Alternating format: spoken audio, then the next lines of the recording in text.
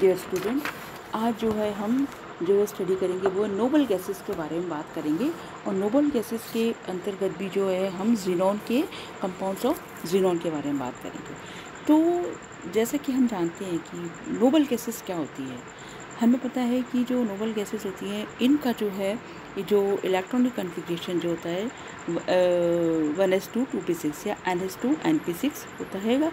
और ये जो एक स्टेबल कॉन्फ़िगरेशन होता है, इस स्टेबल कॉन्फ़िगरेशन के कारण क्या होता है कि जो सारी इनर्ट जो नोबल गैसेस होती हैं वो अत्यधिक स्टेबल होती हैं और इनएक्टिव होती हैं। इन केमिकल रिएक्शन या निष्क्रियता के कारण क्या होता है कि इन गैसों को पहले तो निष्क्रिय गैस कहा गया और बाद में इन्हीं गैसेस को इनर्ट गैसेस या नोबल गैसेस कहा गया। नोबल गैस क्यों कहा गया? क्योंकि कुछ परिस्थितियों में इन गैसों की रिएक्शन भी क्या होगी, कुछ कंपाउंड इनर्ट गैसेस के कुछ कंपाउंड जो हैं जो कि रिएक्शन उनके साथ करवाई गई तो वो उनमें रिएक्शन संपन्न हुई और इनमें से जो विशेष रूप से ज़ीनॉन के कुछ कंपाउंड्स का जो है स्टडी की गई। तो वर्तमान में इन्हीं जो है इनर्ट गैसेस को नोबल गैसेस भी कहा जाता है।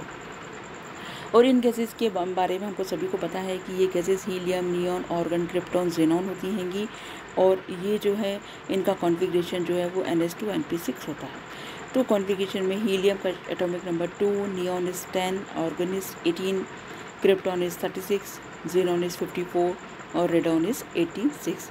तो ये सारी जो इनर्ट गैसेस हैं, ये जो है इनर्ट गैसेस जो हैं इनमें एक ये विशेषता होती है कि इनमें ये हम इनको ग्रुप के रूप में जो वर्ग में हम बात करें तो हैलोजन और अल्कली मेटल के बीच में स्थित होती है। तो इसके कारण इनमें जो है रिएक्टिविटी का गुण आ जाता है। और रिएक्टिविटी का गुण भी जो है इनकी हैवी जो नोबल गैसेस होती हैं जैसे ज़ीनॉन और क्रिप्टॉन इनमें ही आता है। तो हम केमिस्ट्री ऑफ ज़ीनॉन के बारे में अपन इसको बात करेंगे। तो केमिस्ट्री ऑफ ज़ीनॉन क्या है? तो केमिस्ट्री ऑफ ज़ीनॉन के अंतर्गत हम देखें तो जैसे कि अपन जानते हैं कि नोबल गैसेस की जो केमिकल रिएक्शन के कारण ही हम इनको जो है स्टेबल स्टेज में होते हुए भी इनका ऑक्टेट व संयोजकता संबंधी कई सिद्धांत जो है वो इसके लिए प्रतिपादित हुए। बाद में कुछ ऐसे यौगिक जैसे PCl5, SF6, IF7 आदि बनाए गए जिनमें अष्टक नियम का क्या हुआ, प्रसार हुआ। ऑक्टेट टूल का क्या होगा, एक्सपेंड हुआ।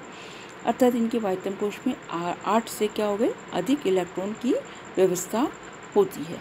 तो इसके बाद क्या हुआ कि कुछ जो वैज्ञानिक ने निष्क्रिय गैसों के यौगिक के कंपाउंड बनाए गए। तो इन कंपाउंड में 1962 में प्रोफेसर नील बैरेट ने ज़ीनॉन और प्लैटिनम हेक्साफ्लोराइड की वेपर स्टेट में रिएक्शन करवा के एक गहरे लाल रंग का सॉलिड प्राप्त किया। उन्होंने इसका जो फॉर्मूला दिया Xc+PtF6।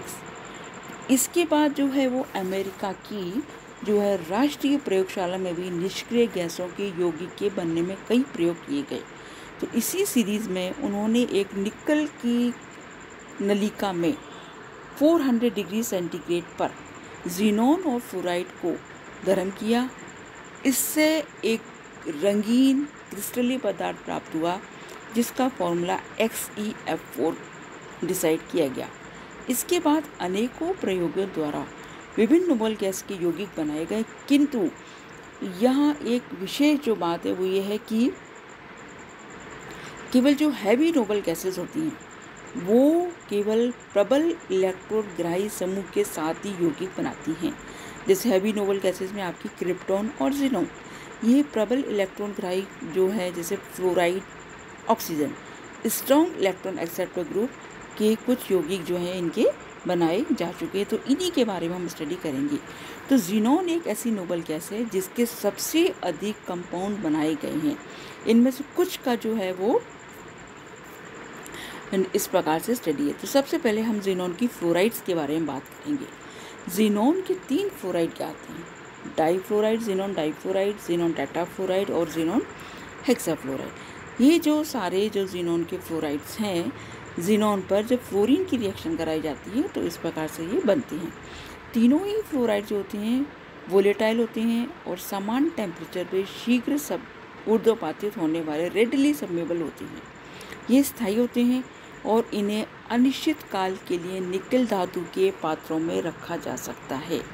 निष्क्रिय गैस होते हुए भी ये क्या करती हैं, जो हैवी नोबल गैसेस हैं, इलेक्ट्रॉन एक्सेप्टर ग्रुप के साथ रिएक्ट करके क्या बनाती है, स्टेबल कंपाउंड बनाती हैं। इनमें हम जो स्टडी कर रहे हैं ज़ीनॉन के फ्लोराइड के बारे में बात कर रहे हैं, ज़ीनॉन डाइफ्लोराइड के बारे में बात करेंगे अभी हम।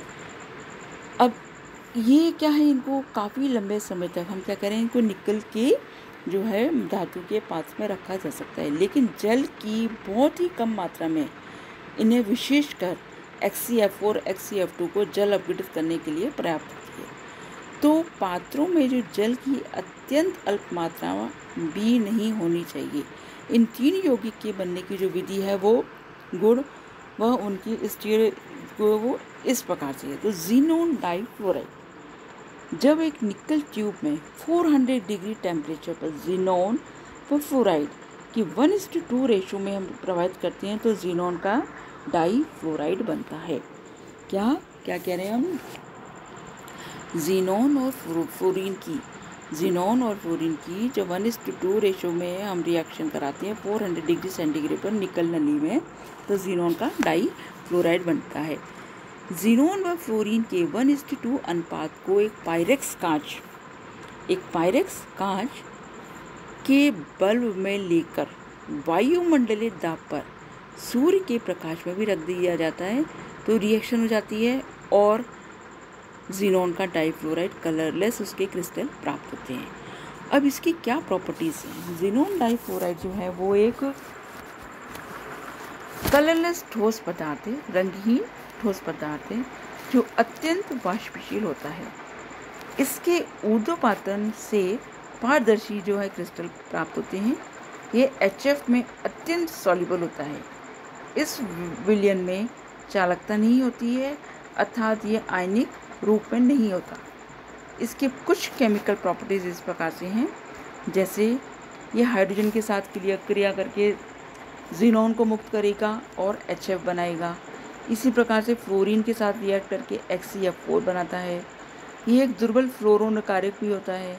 इसका जलीय विलयन जो है वो प्रबल ऑक्सीडाइज होता है और कई यौगिक का ऑक्सीडेशन भी कर देता है, जैसे पोटेशियम आयोडाइड से आयोडीन मुक्त करता है। ये सारी जो रिएक्शंस हैं ज़ीनॉन डाइक्लोराइड की जो है, ज़ीनॉन जो है वो अपना डाइफ्लोराइड की, तो इसकी कुछ केमिकल और कुछ जो है फिजिकल प्रॉपर्टीज़ हैं।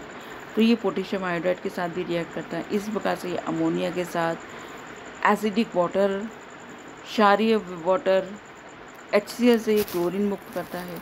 तो ये प्रबल जो है SO3 के साथ भी रिएक्ट करता है। ये सारी जो केमिस्ट्री है जो इस प्रकार से। अब स्ट्रक्चर की हम बात करें तो ज़ीनॉन का जो इलेक्ट्रॉनिक कन्फिगरेशन देखते हैं 54 होता है इसका एटॉमिक नंबर। तो 1s2, 2s2, 2p6, 3s2, 3p6, 3d10, 4s2, 4p6, 4d10, 5s2 and 5p6।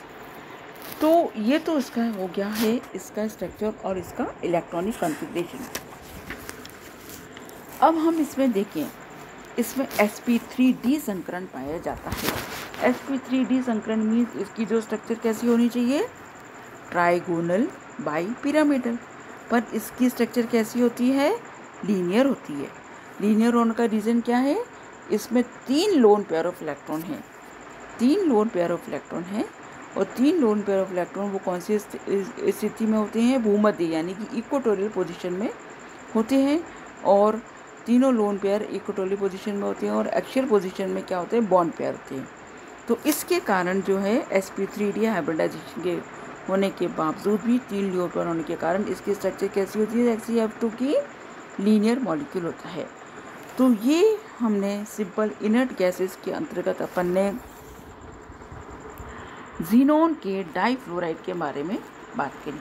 तो पहले तो सिंपल अपन को इनर्ट गैसेस के बारे में पता होना चाहिए कि व्हाट आर इनर्ट गैसेस, उनके इलेक्ट्रॉनिक कन्फिगरेशन, उनके आइसोलेशन, फिर हम उसके कंपाउंड में आएंगे। कंपाउंड में भी हमने बात करी तो वो कंपाउंड कौन से हैं, जो हैवी मेटल वाले जो हैवी जो कंपाउंड्स हैं उसमें ज़ीनॉन और क्रिप्टॉन।